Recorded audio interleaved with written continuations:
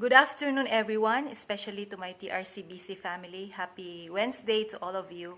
Praise the Lord for this privilege, and once again, I will be able to share His word to all of you. And before we start, we will start in a short prayer. Let us come to God in prayer. Our loving and gracious Heavenly Father, Lord, you have made the heavens and the earth by your great power and outstretched arm. Nothing is too hard for you. Lord, we pray right now, search us, O God, and know our hearts, try us, and know our thoughts, and see if there be any wicked way in us, and lead us in the way everlasting. Holy Spirit, I pray, prepare the hearts of each one, and I pray, Father, as we are about to study your word this afternoon, I pray, give us, Lord, an alert mind, an attentive spirit, and a receptive heart. Clothe us with humility, O God, na whatever man po ang pakikinggan ngayon, we will receive it with joy, O God, and we will rejoice in your word, Lord God, as one rejoices in great riches. So, Lord, I pray, Holy Spirit, speak to each one in a very special way. And thank you that your word, O God, is powerful, able to transform people's lives. And so, Lord, we entrust this time into your hands. In Jesus' name, amen. Okay, so ang title ng ating message for this afternoon is Jesus, Heal Our Land. So actually, ang ating text ngayon is very common, and even sa TV nakikita ko, at madalas naririnig ko rin sa mga mensahe ng iba't ibang pastors, whether sa TV or sa radio. So ang ating text is in 2 Chronicles 7:14, which says, "If my people who are called by my name will humble themselves and pray and seek my face and turn from their wicked ways, then will I hear from heaven and will forgive their sin and heal their land." Okay, God bless His word. So, sa pangyayari ngayon ito, naging favorite ang verse na ito dahil nga nung pumasok si COVID sa ating mundo, ay naging very common ang verse na ito. So, madalas ko ito naririnig talaga, and even sa mga pinupost sa FB or kung saan-saan man, sa TV, kahit saan, lagi ito, kinakanta pa ito ng mga tao. But then, we have to remember, ano ba ang mensahe ng verse na ito for all of us? So, may tanong muna ako sa inyo. So, let us ask ourselves, is COVID-19 a punishment? Isa bang parusa ang COVID-19 sa atin? Bakit dumating ito sa buhay ng tao? Now, meron akong babanggitin na mga verses here na I was able to quote this yung first time akong nag-live stream. And babanggitin ko to ulit kasi dito natin makikita yung kasagutan kung talaga bang yung COVID-19 is a punishment sa atin, no? Sa buong bansa, no? Sa buong mundo. Okay, so please listen carefully. And if you have your Bibles with you, pwede nyo ring i-open yung Bible niyo para masundan nyo ako.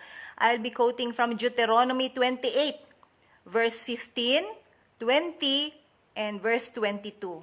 It says, "However, if you do not obey the Lord your God and do not carefully follow all His commands and decrees I am giving you today, all these curses will come on you and overtake you." And in verse 20, sabi dito, "The Lord will send on you curses, confusion, and rebuke in everything you put your hand to, until you are destroyed and come to sudden ruin because of the evil you have done in forsaking Him."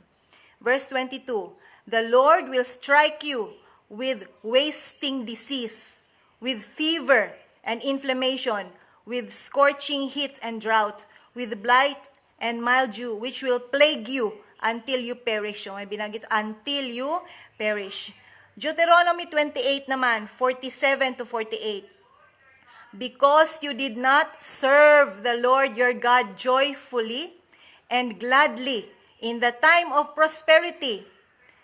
Verse 48, "Therefore, in hunger and thirst, in nakedness and dire poverty, you will serve the enemies the Lord sends against you. He will put an iron yoke on your neck until He has destroyed you." Sa panahon ngayon, narinig natin sa TV, sabi na mga sundalo, mas mahirap ang kanilang kalaban ngayon kasi ang kalaban hindi nakikita.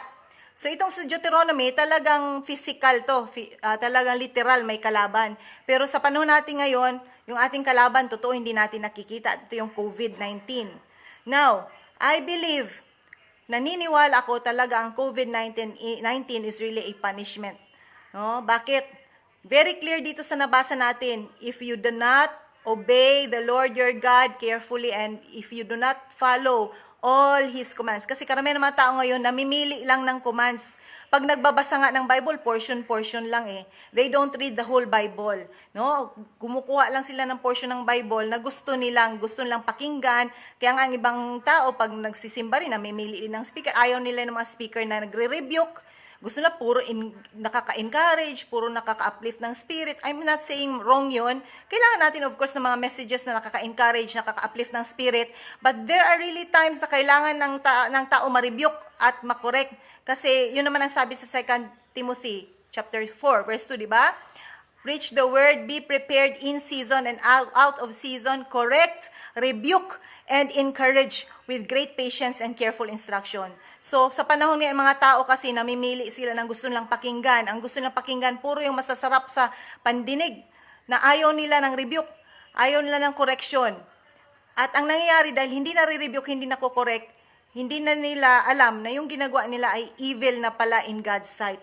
At not just sa unbelievers, even the Christians nowadays, nakakalungkot, based on my observation, hindi lang sa church namin, but even in other churches, nagsusumbong sa akin yung ibang pastors na nami-meet ko every month. We have our monthly meeting. Nagsusumbong sa akin yung ibang pastors, nagsasabi, ang dami talaga mga Kristiyano ngayon, nanlulupay-pay spiritually, na dati ang sigla-sigla nila sa paglilingkod kay Lord, very committed in their ministry, pero nung time na nagkaroon lang ng trabaho, no, biglang tumalikod sa commitment.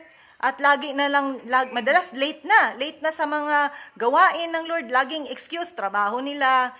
Minsan, Sunday na Sunday, hindi tatapusin ang fellowship or prayer meetings or whatever fellowship they have. Hindi na nila tatapusin ang fellowship kasi ang laging sa isip ng Kristiyanong yun, na involved sa ministry, ay may gagawin pa ako, kailangan ko nang makaalis, kailangan ko nang unahin trabaho ko. So makita natin dito sa chapter 28 ng verse 47, because you did not serve the Lord your God joyfully and gladly in the time of prosperity. Kaya pinapadala daw ng Lord itong mga disease na ito, itong COVID na ito, isa na ito. Nakita ng Diyos, maraming Kristiyano ngayon naging lax, living in complacency. So parang tira-tirang oras na lang ang binibigay sa Panginoon, tira-tirang panahon. Mas binibigyan na nila ng priority ang kanilang pag-aaral, pagtatrabaho kaysa sa Panginoon. So ang Panginoon parang optional na lang. Optional na lang para sa kanila kung magsimba ba sila o hindi. So ganun na ang takbo ng buhay ng tao lately bago pumasok si COVID. So COVID has no remedy. Alam natin yung wala pang remedy, pero ang ginagawa ngayon, binuboost lang yung immune system, no? Pero wala pa talaga siyang remedy. Although ngayon, hinahanap kung nag-research at ipag-pray natin nga sana nga magkakaroon na ng vaccine for this. So COVID has no remedy, but our spiritual illness has a remedy. And I believe, bago pumasok si COVID-19, nagkaroon ng spiritual sickness ang lahat ng tao, unbelievers and even believers as well. Ang daming may spiritual illness. Kukunti na lang ang mga Kristiyano ngayong totoong fully committed kay Lord. Mabibilang na lamang. Karamihan sa mga Christians ngayon sa mga churches, lax. At talagang makikita mo, hindi na sila on fire for the Lord. Hindi na first priority si Lord. So the Lord allowed this COVID-19 na pumasok sa buong mundo. This is a wake-up call for us. And I believe, yes, this is a punishment. Remember, sabi nila, how can a loving God send punishment? Yes, kasi God is love and God is also holy. At sabi nga sa 1 Peter, just as He who called you is holy, so be holy in all that you do. But sad to say, maraming mga Kristiyano ngayon hindi na mumuhay sa kabanalan. Mukhang banal lamang. Pag nasa loob ng simbahan, pero paglabas ng simbahan, kung ano-ano ang ginagawa. Especially, pag ang kasama nila mga unbelievers, nagdadamit din sila na parang unbelievers. Hindi mo na ma-determine kung siya ba ay totoong Kristiyano o hindi. So yan ang katotohanan. Now, pero kahit ano pa man tayo kasama, ang kabutihan nito, always meron namang remedy. So again, itong COVID-19, wala pang remedy. Pero praise God, maraming gumagaling dahil nga pinapalakas yung immune system nila. Pero itong ating spiritual illness, meron actually. And actually, sabi ko nga sa inyo, ang punishment na ito, no, itong disease na ito, nag-umpisa itong lahat sa spiritual illness. Sabi nga, the God of this age has blinded the minds of unbelievers so that they cannot see the light of the glory of the gospel of Christ. Maraming mga tao ngayon hindi naniwala sa Panginoon, no? Walang interest, hindi lang interest sa salita ng Diyos dahil binulag sila ni Satanas dahil masyado na tayong linlang at masyado nang nakuha ang attention natin sa mga bagay sa sanlibutan. Even young people nowadays, masyadong malaki ang time sa gadget. Mas excited sila sa gadget actually, no? Kaysa sa pag-aaral ng salita ng Diyos. And that is reality. Makristyano man o hindi. Talaga ang atensyon ng tao, ang puso ng tao ay nalinlang na, no, na lihis na dahil masyadong, sabi nga, Satan himself masquerades as an angel of light. So, ino-offer ni Satan sa world puro nakaka-attract na bagay. No? So, ngayon, dahil tayo nga ay merong spiritual illness at dahil may spiritual illness tayo, inalaw ng Lord na magkaroon ng physical illness ang ibang tao ngayon. Although marami na ang na-infect, no, ng COVID-19. But, praise God, merong remedy. So what is the remedy? Of course, it is found in 2 Chronicles 7:14. And ginawa ko itong acrostic, yung heal, yung word na heal, H-E-A-L. Okay, so what is the remedy? Para kahit tayo ay sugatan spiritually and physically, what is the remedy? Letter H. Humble yourself and pray. Diba? Yun ang sabi sa 2 Chronicles 7:14, if my people who are called by my name will humble themselves and pray. So very clear, ang remedy, isa sa remedy and first thing we have to do para ma-receive natin ang healing power, no, ang healing grace ng Panginoon is to humble yourself. Humble yourself. Sabi nga sa 1 Peter 5:6, humble yourselves, therefore, under God's mighty hand, that He may lift you up in due time. So, yung ginagawa ngayon ng Panginoon, inalaw niya magkaroon ng COVID, no, sa buong mundo because nais ng Lord na magpakumbaba ang tao. Kasi ang mga tao nowadays, nagmamalaki na. Ang puso nila, ang kanilang ang dependence nila, nagkaroon sila ng self-sufficiency. No? Dependent sila sa kanilang kinikita, sa kanilang trabaho. Malakas sila, matalino sila. So they depend on their, di ba? Nabanggit ko na to in Jeremiah 9:23-24, which says, sabi doon, dapat hindi daw tayo mag-glory or mag-boast in our wisdom, in our might, okay? In our riches. But let him who boasts, sabi doon, boast in this, that he understands and knows me, that I, the Lord, which exercise loving kindness and justice in all the earth, in these things I delight, declares the Lord. So, hindi daw tayo dapat magmalaki sa porket bright ka, matalino ka, malakas ka, marami kang pera ngayon. Aanin mo ang pera mo kung mamamatay ka na sa COVID na yan. No? Babayaran mo ba ang buhay? Pwede bang sabihin na, marami akong pera, dugtungan lang ang buhay ko. Baliwala ang pera sa panahon na tayo ay may taning na. Diba? Kaya sabi sa Matthew 16:26, what good will it be for a man if he gains the whole world, yet forfeits his soul? Or what can a man give in exchange for his soul? Baliwala ang pera sa panahon na ang tao ay mamamatay na. Hindi natin pwedeng bayaran ang langit. Na para sabihin, ang dami kong pera, ang dami kong tinapos na kurso. Hindi yun ang passes natin. Kaya nga, very important for us is to humble. Humble yourself. Yun ang hinahanap ng Lord. Sa Isaiah 66:2 nga, sabi doon, has not my hand made all these things, and so there came into being, says the Lord? This is the one I esteem, he who is humble and contrite in spirit, and trembles at my word. Yun daw ang hinahanap ng Lord. Yun ang binibigyan ni Lord ng high regard.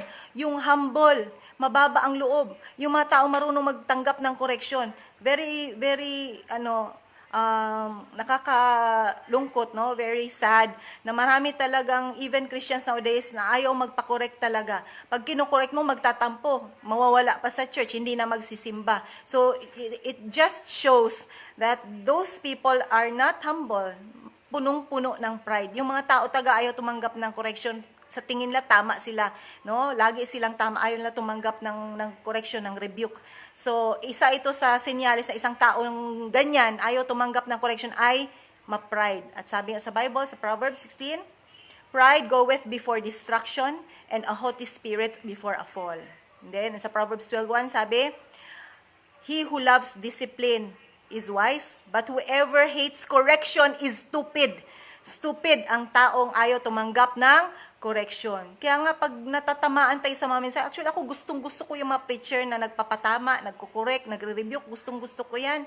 Kasi doon kasi tayo mamumulat sa mga pagkakamali natin. Pero sad to say nowadays, ang daming tao ma-pride talaga. No? Pag makorek mo lang, talagang magtatampo at hindi na magpapakita. Lilipat sila na ibang simbahan. Pag pumunta na sa ibang simbahan, na-correct naman, na-rebuke naman, lilipat naman. So, mga church hoppers. So, they will never grow kapag gano'n ang ating attitude. So, yun ang first remedy. Ang first step para tayo ay pagalingin ng Panginoong Hesus sa ating land, no, sa ating sarili. H is humble yourself and pray.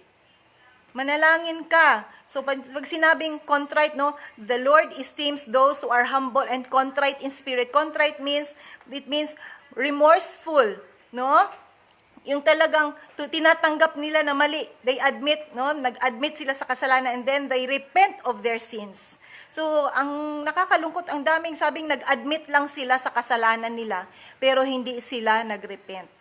Ang daming ganyan ngayon. So, when you say, you humble yourself before God, talaga admit mo, Lord, mali ako, Lord, nagkamali ako, nanangan ako sa sarili kong kaalaman, sarili kong lakas. Lord, I repent of my sins. I will turn away from it. And then, Lord, I will turn to you. That is true repentance na tatalikuran mo dati mong pamumuhay.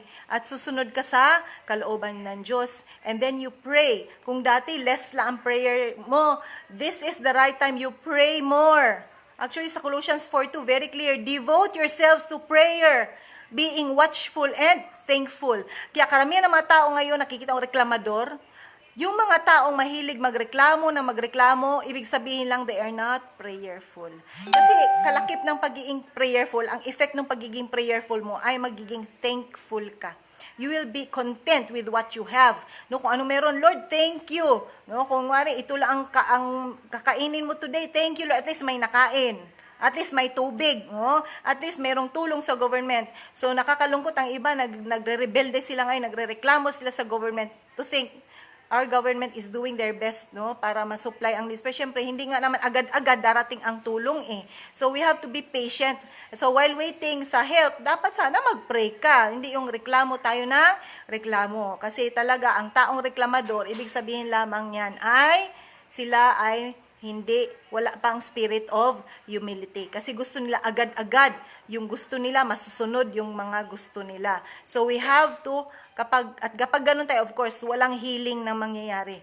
No? Again, God looks at and give high regard. No? The Lord gives high regard to those who are humble and contrite in spirit and trembles at His word, no? Yung meron kang respeto sa salita ng Diyos. So pag once may nagpipreach dyan, every time you attend fellowship, hindi ka pasaway. Na kapag may nagpipreach dyan, hindi ka kwento ng kwento sa katabi mo o palakad-lakad kang ganun kasi that is a sign of disrespect to God's word. So malalaman mo talaga ang isang Kristiyano na may high regard, mataas ang respeto sa Diyos. Pagdating ng word of God, mataas ang respeto niya sa word of God. Kaya every day of his life, every morning when he wakes up, ito ang totoong humble person. Dahil dependent ka kay Jesus.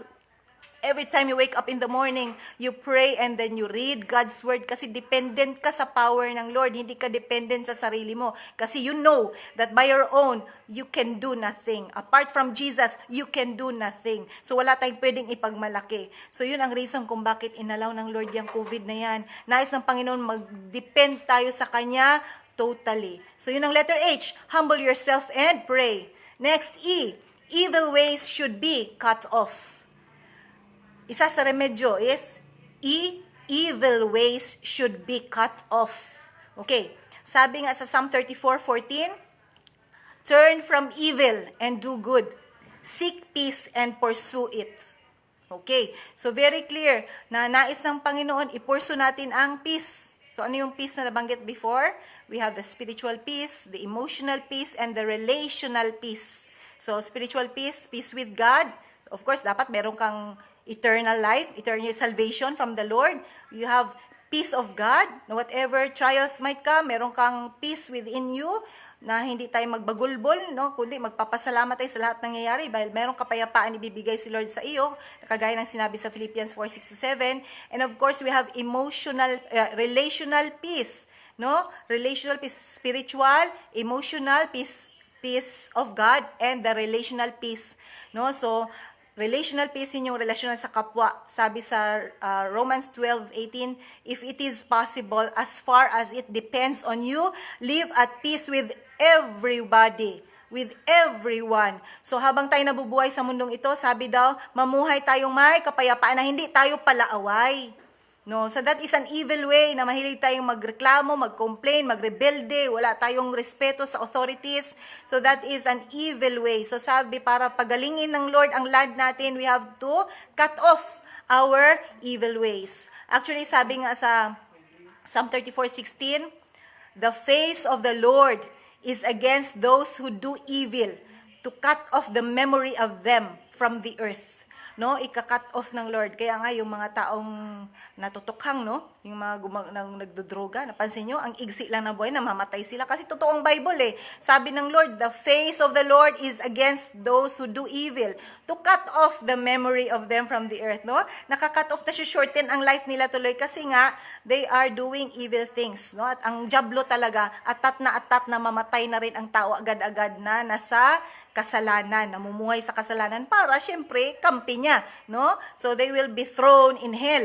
Pero ang Panginoon, mabuti ang Lord, salamat sa Panginoon, buhay pa tayong lahat, binibigyan tayo ng chance ni Lord that we will turn away from our evil ways. And remember, the reason kung bakit minsan hindi dinidinig ni Lord ang ating panalangin, because of sin, because of evil ways. So evaluate natin ang sarili natin, ano ba yung mga ginagawa ko na hindi kaaya-aya sa harapan ng Diyos. Remember, we cannot hide from God. Proverbs 15:3, it says, the eyes of the Lord are in every place, beholding the evil and the good. Walang makakapagtago sa Panginoon, no? Nakikita ni Lord lahat-lahat ng ginagawa natin. Sa Isaiah 59:2, sabi, but your iniquities have separated you from your God, and your sins have hidden His face from you so that He will not hear. Psalm 66:18, if I regard iniquities in my heart, the Lord will not hear me. So kapag punong-puno ng may mga hidden sins, may mga unconfessed sins tayo in our heart, that is a hindrance sa pakikinig ng Lord sa ating dalangin. Kaya very important din para pagalingin ni Lord ang land natin is dapat we have to turn away. Kamuhian natin ang kasalanan niyan. Huwag na nating balikan ito. And then sabi ni Lord, kapag na-confess mo na ito, and then you will turn away from it. You will not do it again. No? By God's grace, patulong ka sa Holy Spirit, that He will give you the power to resist that temptation. Then, ang sabi doon, wala nang hindrance sa pagdinig ng Lord sa ating dalangin. Yun ang hindrance actually sa pagdinig ng Lord sa dalangin ng tao. Because if we cherish sin in our hearts, then the Lord will not listen to our prayers. So, yun ang isa. Letter E, evil ways should be cut off. Cut off na. Tama na. Talikuran na ang dati nating ginagawang hindi kaaya-aya sa harapan ng Diyos. Then A, ask for restoration. Ask for restoration. Psalm 51:10-12. So, ginawa itong isang kanta, sabi doon, create in me a clean heart, O God, and renew a right spirit within me. Then, cast me not away from thy presence, O Lord, and take not thy Holy Spirit from me. Then verse 12 sabi, restore unto me the joy of thy salvation, and renew a right spirit within me. So very clear doon sa verse na yun, renew, restore unto me the joy of thy salvation. Diyan sabi, so mag-ask tayo kay Lord, no, after you repent, no, after mo mag-repent, and then nag-decide ka na, Lord, I will no longer go back, no, doon sa evil ways ko na yan, then you ask for restoration. I-restore ka ng Lord. Kung dati kang masigla sa paglilingkod kay Lord, you ask the Lord na i-revive ka once again, na maging masigla ka uli sa iyong prayer life, sa Bible reading habit mo. Pag nagbabasa ka, yung excited ka na, hindi yung napipilitan ka lang. And then when you attend church, hindi ka rin napipilitan at pa-late ka. Actually, yung taong mahilig magpa-late during fellowship, that is a sign na hindi talaga siya on fire for the Lord. So may spiritual sickness ka, no? Kung pala-absent ka sa fellowships, pala-absent ka sa mga gawain ng Lord, wala ka ng excitement. So it's very clear na meron kang spiritual illness. So you have to be restored. Kaya sabi ni Lord sa Psalm 23 verse 3, sabi doon, He restores my soul. He leads me in the path of righteousness for His name's sake. So si Jesus, siya ay restorer, no? Siya ay nagre-revive. So all we have to do is to abide in Jesus. Bumalik ka sa Panginoon, manumbalik ka sa Panginoon. So i-revive ni Lord yung prayer life. Malalaman mo kasi kapag ang tao malayo na kay Lord, kasi ang i-check mo kagaya ng COVID, malaman mo COVID positive ka kasi may mga COVID testing kits sila, di ba? May tinitest kung positive or negative. Sa spiritual life rin, ako I believe, ito yung pinaka-test din ng Kristiyano kung nasa right track ka ba. If you are on the right track, you're on the right path, no? If you are on fire for the Lord, PBF ang lagi ko binabanggit sa church namin. I-check mo ang PBF mo. Prayer mo, kamusta? Pag gising mo ba sa umaga, inuuna mo ang prayer? And before you go to sleep, do you pray all the time? Sa lahat ng ginagawa, nagpe-pray ka ba? Ano ba, excited ka ba sa prayer? Hindi ka ba tinatamad? Bible reading. Are you reading your Bible regularly at hindi paminsan-minsan? So do you read the Bible every day at hindi lang paggana-gana? Kasi kung paggana-gana lang, kung kailan lang may time, so I believe hindi yon ang gusto ng Lord. Kasi gusto talaga ng Lord habang lumilipas, nagiging mainit tayo sa Kanya, no? Nagle-level up, nag-i-excel tayo spiritually. So if you think na tinatamad ka na sa pagbabasa ng Bible, then I tell you, you have a spiritual illness. And then F, fellowship. Ang pagdalo mo ba sa fellowship, excited ka ba? Hindi ka na kailangan paalalahanan, hindi ka na kailangan invite, kundi kusa ka at excited ka, Sabado pa lang na gabi, excited ka na, matutulog ka ng maaga para gigising ka ng maaga at ayaw mong malilate sa pag-attend sa fellowship. That is a test na kung talaga bang meron kang pagmamahal, no, sa gawain ng Lord. Kasi binanggit ito sa Deuteronomy kanina, isa sa reason bakit nag-send si Lord ng punishment sa mga tao, dahil nga hindi sila joyfully and gladly, they are not joyfully serving the Lord. Ang pagsaserve nila kay Lord, parang napipilitan na lamang, at pati pag-attend ng fellowship, napipilitan na lang, kaya madalas late. Pero talagang totoong nagmamahal sa Panginoon, no, they are joyfully and gladly serving the Lord. Excited yan magising ng maaga during fellowship. Ayaw yan malilate at kukumpletohin niya rin ang fellowship. Inumpisahan niya, tatapusin niya. Hindi niya kalagitnaan, lalabas, uuwi na at kung saan-saan pumupunta. No? So, dyan natin matitest talaga kung talagang we are on the right track. So, yun ang kailangan natin for us. Isa sa remedy is ask for restoration. If you think na talagang nalulupay-pay ka spiritually, nawawala ng excitement mo sa PBF mo, prayer, Bible reading, and fellowship, then you need to be restored by Jesus. So just repent, then ask the Lord to revive you once again and restore unto you the joy of thy salvation. And then last, L, look to Jesus and seek His face. Psalm 105 verse 4, it says, seek the Lord and His strength. Seek His face evermore. So yun ha, sinabi Lord, seek the Lord and His strength. Seek His face evermore. So forever. So dapat pala ang pag-seek kay Lord, ang pagtingin natin kay Lord, evermore, every day. So lagi nating isik si Lord. Sabi nga sa Psalm 34 verse 10, the lions may grow weak and hungry, but those who seek the Lord lack no good thing. Yun ang isa sa reward kapag if you keep on seeking the Lord, sabi, they will lack no good thing. Hindi ka kakapusin because Jesus is your satisfaction.